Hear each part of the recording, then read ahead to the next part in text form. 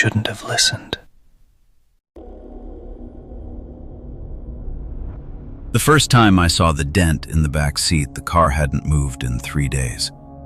That's the part I keep repeating because it's the part nobody wants to sit with. They want a human explanation, a neighbor, a drifter, a prank, something you can picture and then forget. But my car hadn't moved. The garage door was locked. The interior door to the house was deadbolted like it always is when I'm home alone.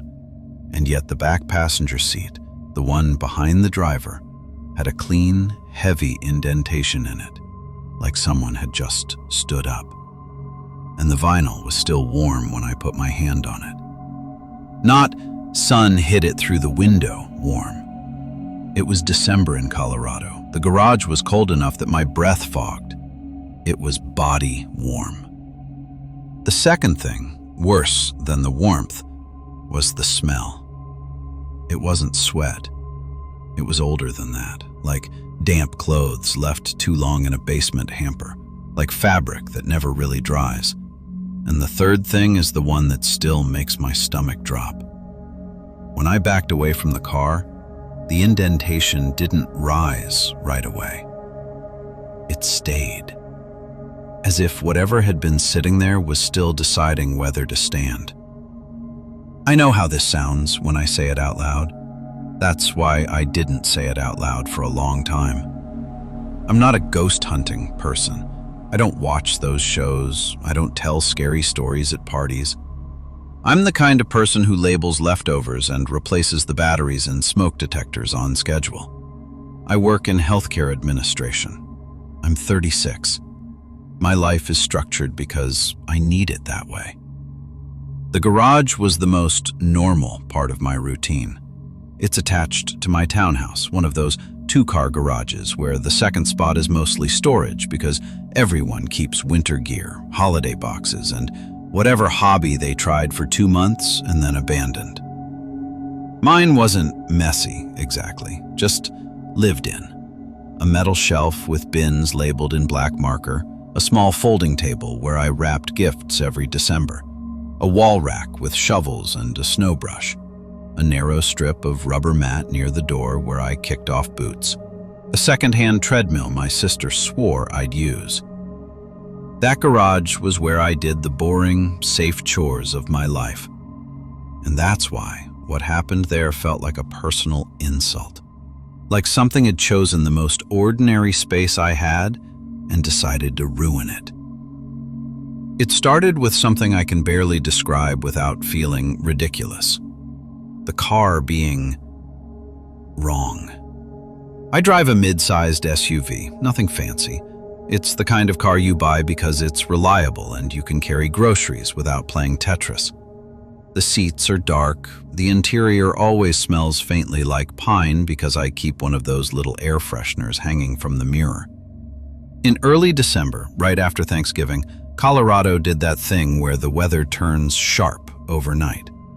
The days still look sunny, but the air bites. Everyone's tires crunch over sanded intersections. People start leaving early for work because no one trusts the roads. That was the first week I noticed my breath fogging in the garage, even with the door closed. It was that week I started hesitating before I got into the car.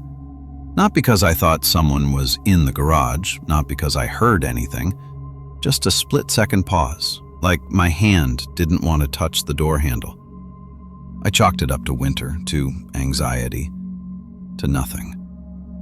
Then, one evening, I came home with groceries and opened the rear passenger door to put bags on the seat like I always do.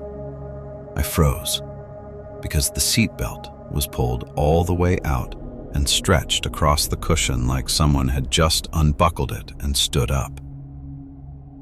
I stood there staring at it, my groceries hanging heavy in my arms, trying to replay the last time I'd used that seat. I live alone. I don't carpool. I hadn't had anyone in the back seat in months. I let the belt retract. It slid back with that familiar whirring click, completely normal. The normality made me angry. I remember thinking, stupidly, that I wished it would do something obviously wrong so I could stop questioning myself. I shoved the grocery bags in, closed the door, and went inside. Later, when I took the trash out, I noticed the garage interior door was unlocked. That door has a habit. I lock it without thinking. It's muscle memory. My keys hang on a hook by the kitchen, and before my hand even reaches the hook, I've already turned the deadbolt. Every night. Every time. I stood there with the trash bag in my hand, staring at the unlocked deadbolt like it was a joke. I locked it hard. Then I unlocked it. Then I locked it again, checking that it clicked into place.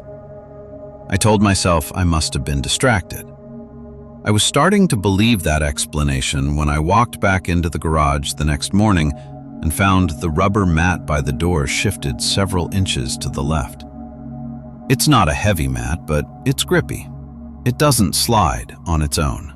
You have to move it. I moved it back and kept going. If you're waiting for me to say I saw a face, or heard a voice, or felt a cold hand on my shoulder, that didn't happen at first. At first, it was all just changes. Like someone was using my garage when I wasn't looking, but only doing things that were easy to deny. And denial is an amazing drug. It lets you keep making coffee and paying bills and planning Christmas gifts while part of your brain quietly screams. My sister mailed me a box of ornaments that week. She does that every year. She lives in Oregon, and she still sends me the same kind of overly sentimental stuff: glass balls with glitter, tiny wooden angels, a handwritten note telling me not to work too much. I left the box in the garage because I planned to bring it inside later. That night, I woke up around 2 or 3, one of those half-awake moments where you don't know why you're awake, you just are. And I heard something. Not in the house, in the garage.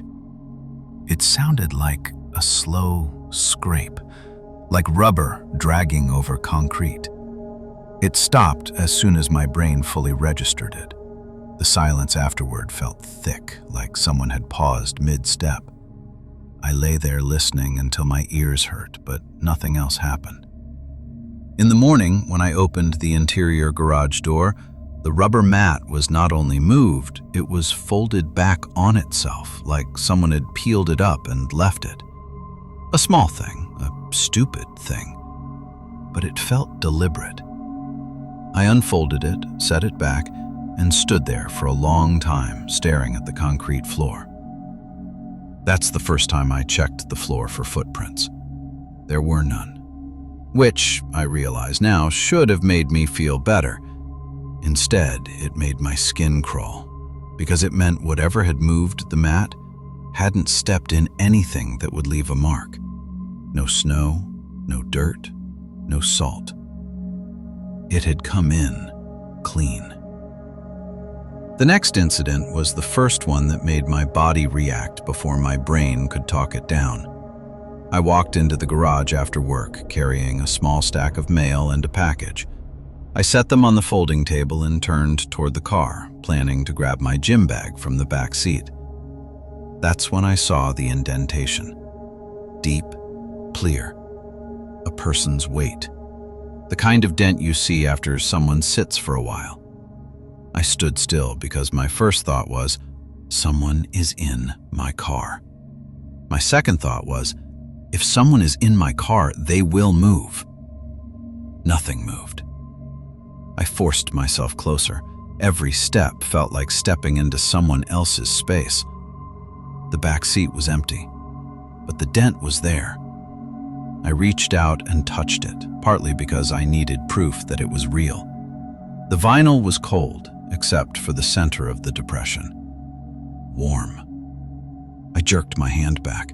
My heart started pounding so fast it made me nauseous. The air in the garage felt wrong, like the oxygen had been replaced with something heavier.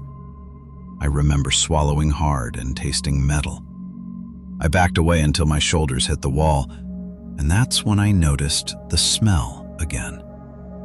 Damp fabric, old laundry, a hint of something like pennies. I stood there shaking, staring at an empty seat like it was a predator holding perfectly still. After a long minute, the indentation began to rise. Not suddenly, not like foam bouncing back. Slowly, as if something stood up carefully, trying not to make noise. I left the garage and locked the interior door. Then I stood in my kitchen, staring at the deadbolt, telling myself to call someone. Who? The police? For what? My car seat is warm. I called my friend Marissa instead. She's the kind of friend who doesn't immediately make you feel stupid. She's practical, but she listens first. When she answered, I tried to joke. This is going to sound insane. Try me, she said. I told her about the seatbelt, the mat, the dent. There was a pause. You think someone's breaking in? She asked. I don't know. The garage door hasn't been open. The interior door is locked. There's no sign of anything. Could it be an animal? She said. In the back seat, with a seatbelt pulled out? Another pause. Okay, she said slowly. Do you have an extra lock for the interior door? I have the deadbolt. I mean, something that makes noise, like those little door alarms, or a wedge. I don't want to, I started and stopped because I realized what I was about to say. I don't want to be the kind of person who needs that. Marissa didn't let me finish. Get one, she said. And tonight, don't go into the garage alone. That made me laugh, a sharp little sound. I live alone. I know, she said. So call me if you have to go out there. I'll stay on the phone. I hung up and immediately felt embarrassed, like I'd just confessed something humiliating. Then I looked at the interior door again and realized I didn't want to open it. That night, I didn't. I left the car in the garage and took an Uber to work the next day, which was ridiculous and expensive and made me feel like I was losing my mind.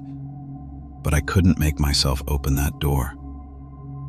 When I came home that evening, the garage was quiet. It smelled like cold concrete and faint gasoline. Normal.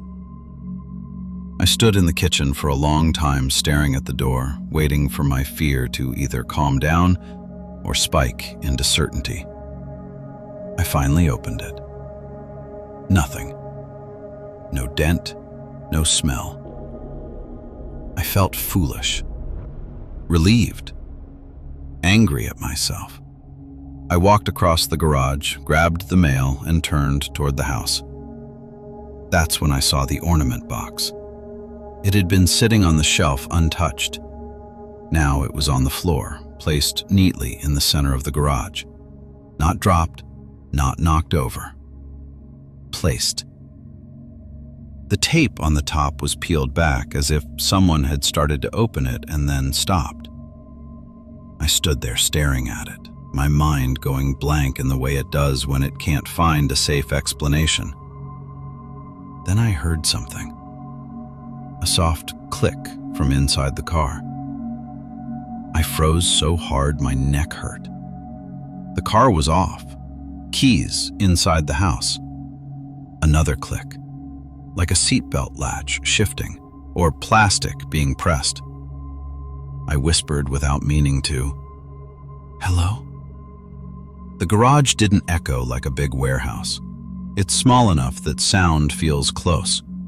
My voice sounded too loud. Silence.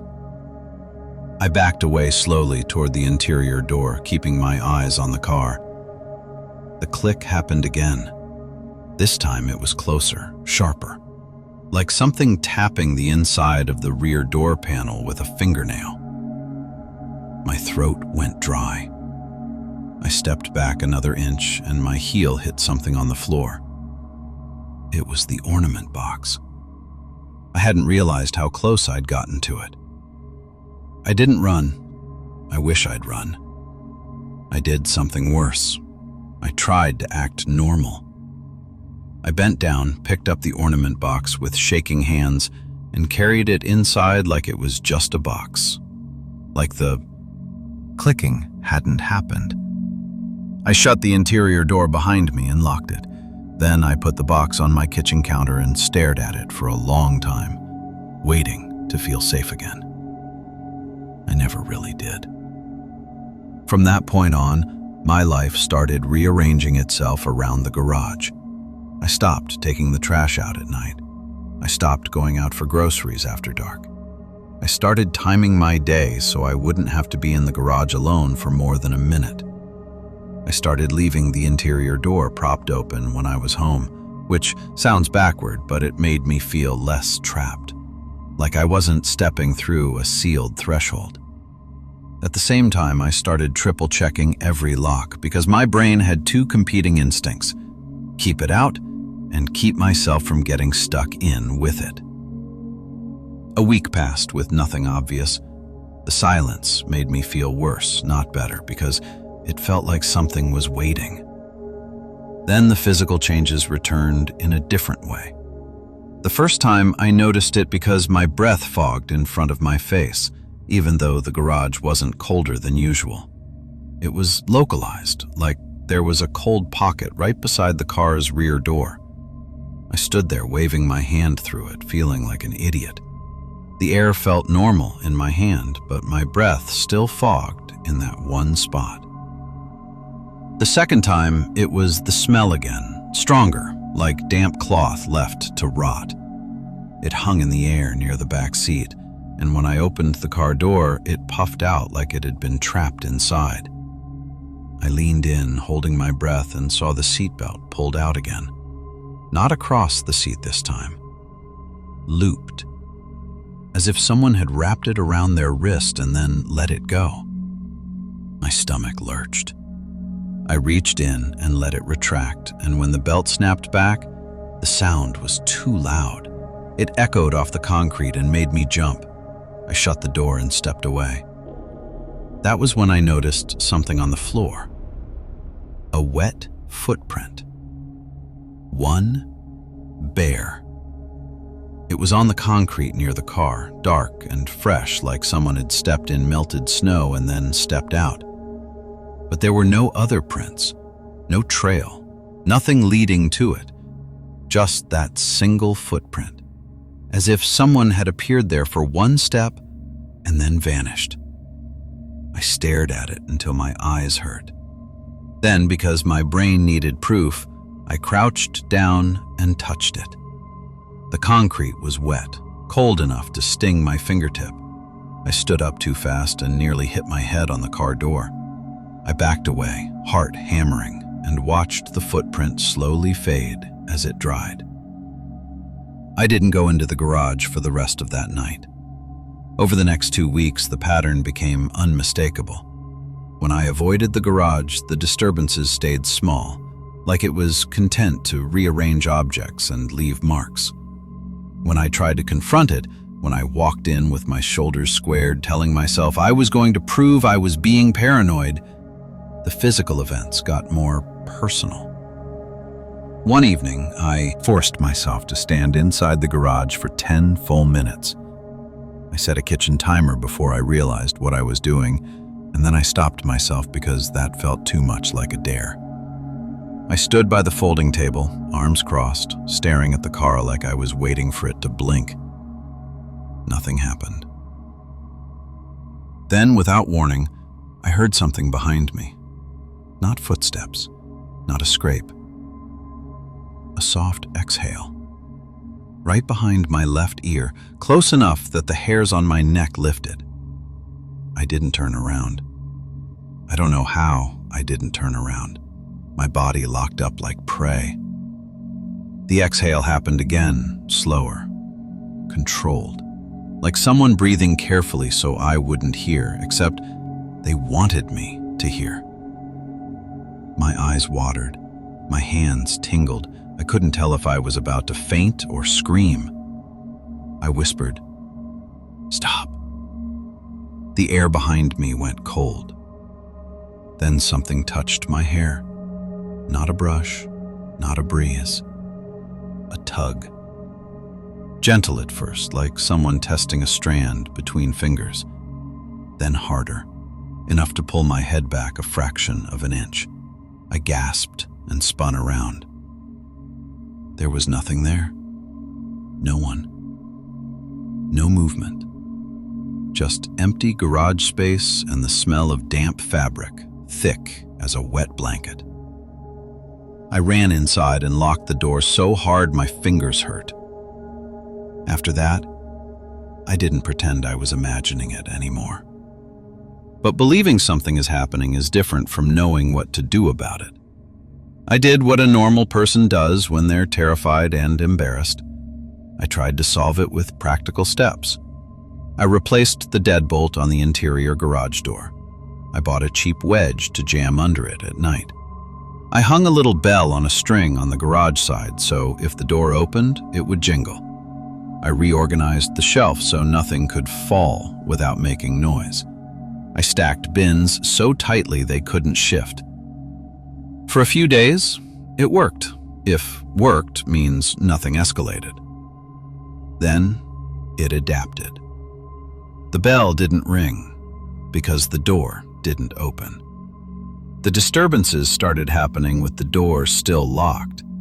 I'd wake up in the morning, go into the kitchen, and find my car keys missing from the hook. My heart would drop because the thought of the car being driven without me was too much. Then I'd find the keys in the garage, sitting on the hood of the car, perfectly placed. The first time I convinced myself I must have carried them out absent-mindedly. The second time, I knew that was a lie. Because I started making a point of looking at the keys on the hook before bed, like a ritual. And still, I'd find them on the hood. Then one morning, I found them inside the car, on the back seat, in the indentation. That day, I didn't go to work. I sat on my couch in daylight with every curtain open, and I stared at the interior door like it was a mouth waiting to speak. I called my sister, not because I thought she could help, but because I needed someone I loved to hear the words out loud. I think something is in my garage, I said. She laughed at first, the way people do when they don't know what else to do. Like a raccoon? No, I said. There was a silence and then her voice changed. Okay, tell me what you mean. So I did. I told her about the seat, the warmth, the wet footprint, the hair tug. When I finished, she didn't laugh again. She said, "Can you stay somewhere else?" "I can't just," I started. "Yes, you can," she said. "You can. You're allowed to." That sentence hit me hard because it was true. I was acting like I had to endure it because it was my home. I said, "It's just the garage." "Until it isn't," she replied. The next week was the week before Christmas. That detail matters because the neighborhood changed. People hung lights. They opened garage doors to pull out decorations. Kids ran around with scarves and cocoa. There was more movement, more noise. You'd think that would make me feel safer. Instead, it made me feel like I was pretending to be normal while something watched from a space no one else could see. I wrapped gifts on my folding table in the garage like I always did, because I refused to let fear take that from me. I told myself if I kept my routine, I would win. I kept the interior door open. I kept the house lights on. I played Christmas music from a small speaker inside the house so the sound spilled into the garage. Nothing electronic in the garage itself, just a wash of normal noise drifting through the doorway. I wrapped gifts with my back to the car, forcing myself not to look at it. Halfway through wrapping, I felt it. That presence. Not behind me this time. Above me. Like someone standing too close in a way that changes the air pressure. The hairs on my arms lifted, my skin prickled. I kept wrapping. The smell came next, thick and damp, like someone had opened a bin of wet clothes. It filled my nose so suddenly my eyes stung. I kept wrapping. Then the paper on the roll beside me began to move. Not fall, not slide. It unrolled. Slowly. One clean turn at a time, like an invisible hand pulling it. I watched it from the corner of my eye, refusing to turn my head fully because some animal part of me understood that looking directly would be giving it what it wanted. The paper unrolled onto the floor in a straight line, long enough to cross the rubber mat and stretch toward the car. Then it stopped. I stood there holding scissors, the sound of my own breathing too loud, and I finally turned my head. The line of wrapping paper led directly to the rear passenger door, which was open. Just an inch. Not wide enough to see inside, just cracked. I hadn't opened it. I hadn't even touched that side of the car. The smell poured out through that 1-inch gap. And from inside, very softly, came the sound of something shifting. Like fabric settling, like a person adjusting their weight. My whole body went cold. I took one step backward and my heel hit the table leg. The scissors slipped in my hand. Then the rear passenger door opened another inch. Slow, controlled, as if someone inside was easing it open carefully so it wouldn't click. I whispered, "No." The door stopped moving. For a full 10 seconds, nothing happened. The garage was silent except for the faint hum of the house heater through the wall. Then the indentation appeared. Not because I saw a person sit, because the seat itself sank, visible through the tinted window, as if someone had lowered into it. I stared at the window, at the way the seat dipped under invisible weight, and my brain tried to protect me by offering explanations it knew were impossible. Maybe the seat foam shifted. Maybe temperature changed it. Maybe I'm seeing wrong. But the warmth was there again.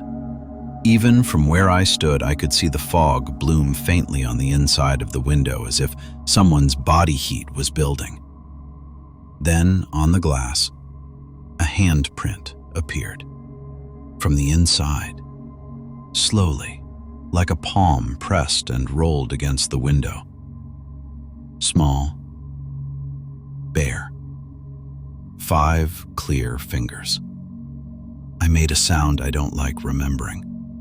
Not a scream, something lower, a broken, involuntary noise. The door snapped shut. Not slammed, snapped, like someone pulled it closed fast and quiet. The wrapping paper on the floor jerked backward, rolling itself up 2 turns, then stopped. And behind me, close enough to feel, something exhaled. I ran. I ran into the house, locked the interior door, and backed away until I hit the opposite wall. My hands shook so hard my teeth clicked. I sat on the kitchen floor and cried in a way that felt humiliating, because I wasn't just scared. I was furious. I was being invaded in the most mundane space of my life, and there was no rule book for it. I didn't go back into the garage for 3 days. Christmas came and went in a fog. I drove a rental car. I told my family I had car trouble. I smiled on video calls and opened gifts and pretended I wasn't counting the hours until I had to face that door again. On December 28th, I forced myself to open it. The garage was silent. The car looked normal. No smell, no wet footprint, no dent. That absence was its own kind of cruelty, because it made me question everything again. Maybe I had imagined it. Maybe it was stress. Maybe it was grief from being alone during the holidays. I stepped into the garage and shut the door behind me. The bell didn't ring. I turned. The bell string was gone. Not broken, not snapped. Gone. The little brass bell I'd tied to the knob wasn't on the floor. It wasn't on the shelf. It wasn't anywhere. My throat tightened. I took a slow breath, walked to the shelf, and started moving bins, looking behind them, under them, anywhere it could have fallen. That's when I felt it again. That pressure in the air. The sense of a body close. I froze with my hands on a plastic bin. Something brushed my shoulder. Not like air, like fingertips. I flinched so hard I knocked the bin off the shelf. It hit the floor and burst open, spilling holiday lights across the concrete like a nest of snakes. And in the middle of those lights, as they spilled, was the bell. Placed. Not tangled, not hidden. Placed right where it could be seen the moment the bin fell. Like it had been waiting for me to look. I backed away, shaking, and from inside the car came the soft sound of a seatbelt retracting. Whir, click, then again. Whir, click, like someone was buckling and unbuckling patiently, like a child playing. I whispered, "Please, stop." That's when the garage door, the big exterior one, shuddered. Not opened, not moved, shuddered, like something heavy hit it from the inside. The metal panels trembled, the tracks rattled. I stumbled backward toward the interior door, and as I reached for the knob, something hit the garage door again, harder. The whole door flexed inward. The sound wasn't like a car bump, it was like a shoulder slam. Once, twice, 3 times. Each hit spaced evenly, as if whatever was doing it had rhythm. I yanked the interior door open, slammed it behind me, and locked it. The shuddering stopped. Silence flooded in so fast it made my ears ring. I stood there with my forehead against the door, panting, listening for any sign that it would follow. Nothing. For the next week, I lived like someone under siege, except I couldn't explain what I was being sieged by. I avoided the garage as much as possible. I kept the interior door locked at all times. I took trash out through the front door. I carried groceries through the front door. I let snow build up on the driveway because I couldn't make myself go into the garage to get the shovel. My routines shrank. My world shrank. And that's the most insidious part. It didn't just scare me. It made me smaller. On January 3rd, I woke up and found the interior garage door unlocked again. The deadbolt was turned, not halfway, fully. I stood there staring at it, and my brain did something I will never forget. It tried to decide whether I should call the police or call a therapist. That's how confused I was. That's how badly I wanted a human answer. Instead, I did the one thing I hadn't done yet. I opened the interior door and stepped inside. I didn't turn on the light. I didn't need to. Morning light seeped through the small windows. The car sat there like it always did, and the back seat was indented, deep, fresh. I walked closer, each step heavy.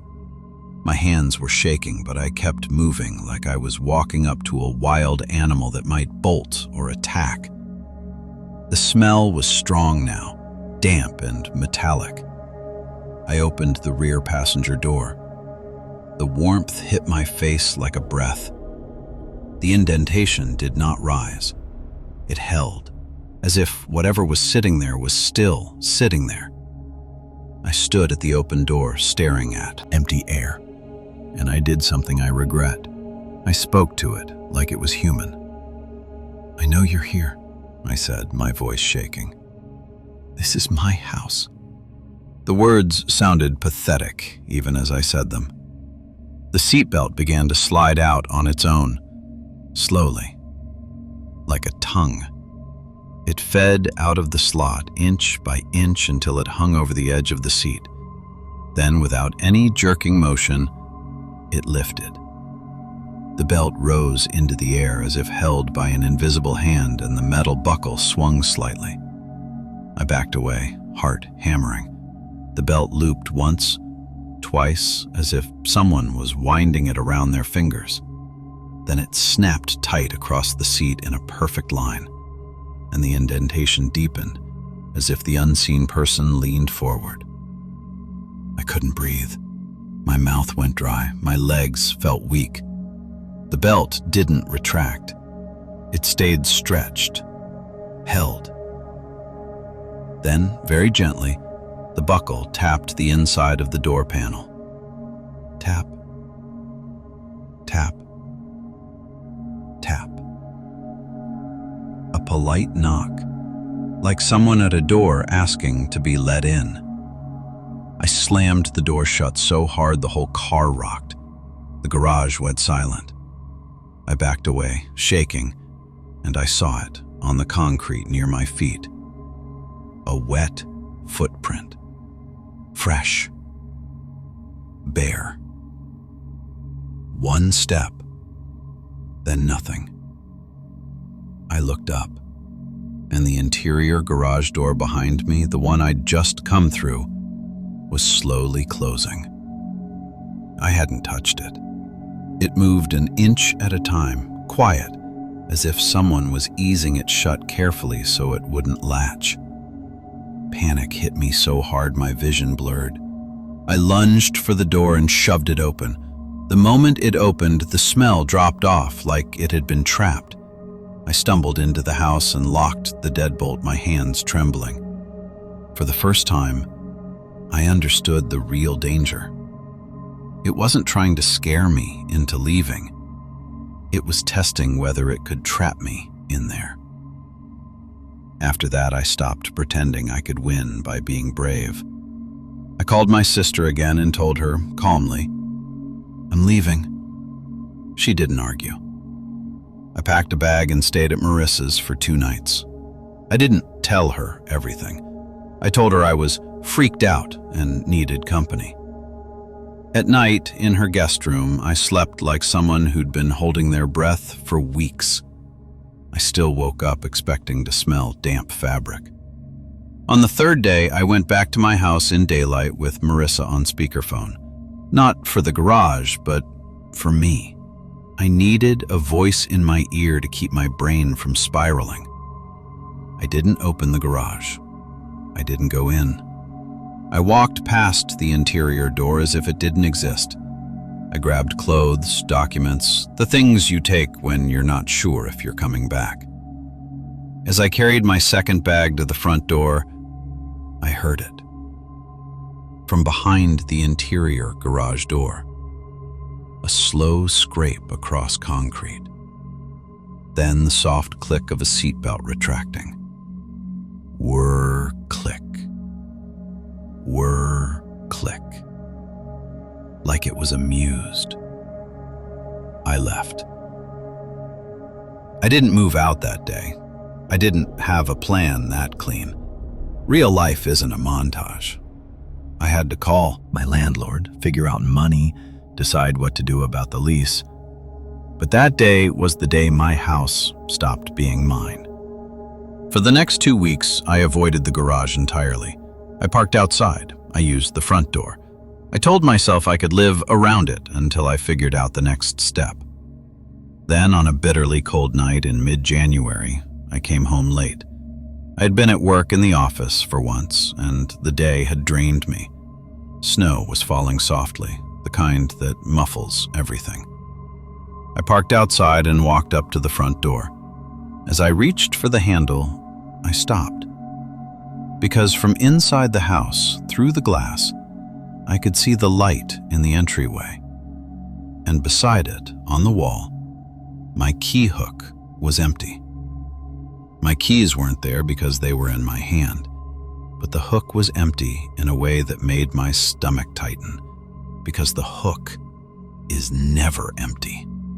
There's always at least one set of spare keys hanging there. I opened the door and stepped inside. The house felt normal, warm, quiet. I took off my coat, walked into the kitchen, and that's when I saw the interior garage door. It was open, just an inch. That same deliberate crack I'd seen on the car door. A thin line of colder air seeped through, and with it came that smell. Damp fabric. I stood in the kitchen staring at that cracked door, feeling my pulse in my throat. I didn't move. I didn't speak. The door opened another inch. Slowly. Controlled. And from the gap, something slid out onto the kitchen tile. The brass bell. The one that had been tied to the garage knob. It rolled gently until it stopped against my shoe. I looked down at it and my vision tunneled, because in that moment, every excuse I'd tried to keep alive died. It wasn't stuck in the garage. It could cross. It had simply chosen not to until now. I backed away, my heel catching on the rug. The door stopped moving. For a long, awful second, the house was silent. Then, from the garage, I heard a sound that was not a seatbelt, not a scrape. A soft, slow knock on the inside of the interior door. 3 taps, patient, polite, as if asking permission. I didn't answer. The knob began to turn. Not jiggle, not shake. Turn. Slowly, as if an invisible hand was testing the latch. The deadbolt was unlocked because I hadn't expected the door to be open. I hadn't locked it from this side yet. I realized that too late. The door opened. Not wide, just enough to show darkness beyond. And then the smell hit me full force, like wet cloth shoved into my face. I stumbled backward, choking. The door opened another inch. And in that darkness, in the space where the garage light should have shown the outline of the car, I saw something that made my mind fracture around it. Not a face, not a figure. A shape of absence, like the outline of a person without the person. The air itself looked pressed inward as if something dense stood there. And right at knee height, I saw a hand, not clear, not fully lit, but a pale shape sliding along the door edge, fingers curling around it. Small. Bare. I froze, and in that frozen moment, I felt the same tug as before, in my hair. Gentle. Testing. Then harder, enough to jerk my head back. I screamed and stumbled away, and the door snapped shut. The bell at my feet jumped like something had kicked it. The deadbolt turned on its own. Click. Locked. I stood there shaking in my kitchen, staring at a locked door that had just locked itself. And I understood exactly what it wanted now. It didn't want the garage. It wanted access. It wanted the right to close doors. It wanted to decide when I could leave. I didn't go near that door again.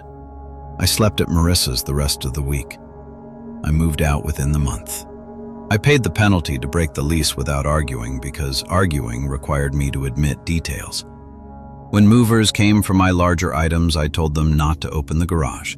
I said the spring was broken. I said there were chemicals stored in there. I said whatever I had to say. I never opened it again. I left the car. I left the holiday bins. I left the treadmill. I left the garage as if it were a room with a fire in it, something you don't salvage, you just seal off and pray it doesn't spread. People ask me now why I didn't just deal with it, why I didn't cleanse the house, why I didn't call someone. I don't have a clean answer. All I know is this. It didn't act like something trying to scare me away. It acted like something learning me, learning my habits, learning my locks, learning the exact speed at which a door can open without making a sound.